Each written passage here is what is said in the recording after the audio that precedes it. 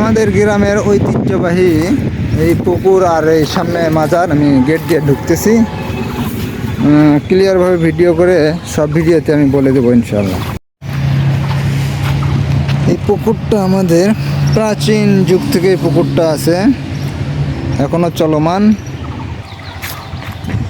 এই পাশে এইটা মাজার, এটা একজন বুজুর্গ লোক আল্লাহর ওয়ালি শাহ কামাল বাবার মাজার শরীফ। এখানে আগে অনুষ্ঠান হতো, এখানে অনুষ্ঠান হতো, বাট এখনও হয় খুব কম।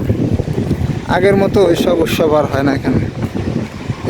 এই পুকুরের একটা ঘটনা আছে, আমি নিজে দেখিনি, বা আমি শুনছি যে এই পুকুরে আগে মানুষ এই গ্রামে বিয়ে শাদী হলে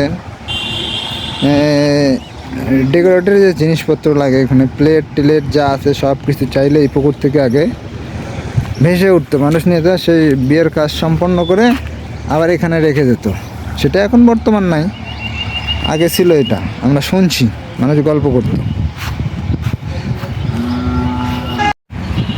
এটা হচ্ছে ভান্ডারখানা।